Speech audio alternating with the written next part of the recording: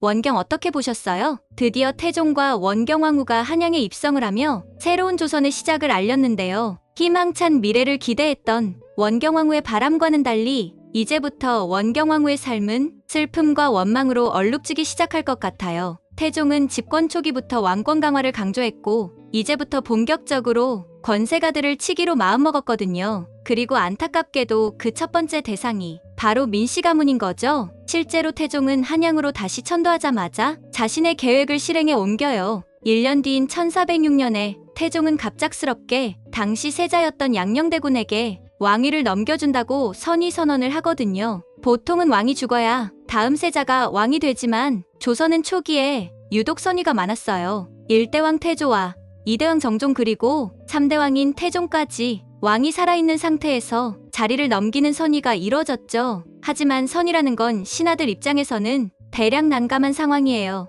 막상 임금이 선의를 하겠다고 할 때 반대를 하지 않으면 현임금에게 찍힐 거고 또 그렇다고 반대를 하면 차기 왕에게 찍힐 테니까요. 그런데 태종은 한양으로 천도하고 얼마 되지 않은 1406년에 갑자기 선의를 선포하는데요. 사실 이건 태종이 민씨 형제들을 치기 위한 함정이었어요. 당연히 대신들은 처음에는 안 된다며 현재 왕에게 충성을 다하는 모습을 보였지만 며칠이 지나도 태종이 마음을 바꾸지 않자 신하들 중에 이걸 기회로 삼으려는 이들이 나타난 거죠. 바로 민씨 형제들이었어요. 그리고 이들의 의도는 곧장 태종에게 들키고 말죠. 태종에게 민씨 형제들의 얼굴이 선의를 기대하며 밝을 뿐 아니라 심지어 세자에게 태종을 험담했다는 소식까지 들려왔어요. 이에 태종은 곧바로 선의를 철회하고 다시 왕으로 복귀해요. 그러자 신하들은 기다렸다는 듯이 곧장 민씨 형제들을 탄핵하라는 상소를 빗발치게 올리기 시작하죠. 결국 민씨 형제들은 권력을 남용했고 세자에 기대어 국정을 장악하려 했다며 탄핵을 받고 유배를 가게 돼요. 그리고 안타깝게도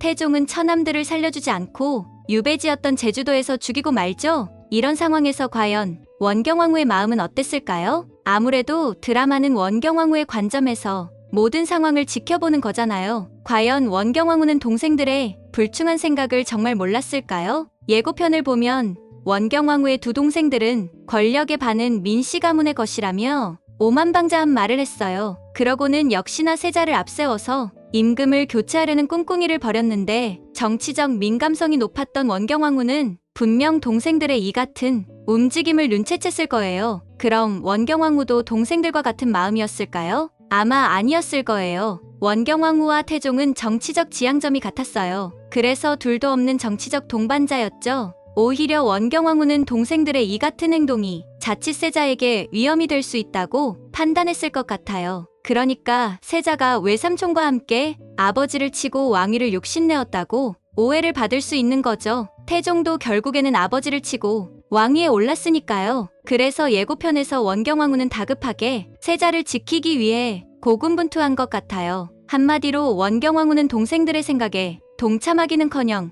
선을 그어버린 거죠. 리뷰 언니가 이렇게 생각하는 가장 큰 이유는 동생들이 모두 숙청당한 뒤에도 원경왕후는 40세가 넘는 나이에도 출산을 하거든요. 그 말은 태종이 자신의 가문을 숙청하는 과정에서 분명 태종을 원망했지만 한편으로는 정치적으로 그의 결정을 어느 정도는 이해했던 게 아닐까요? 여러분의 생각은 어떠신가요? 저는 곧 다음 영상으로 찾아올게요. 구독, 좋아요, 알림 설정 해주시면 안 될까요?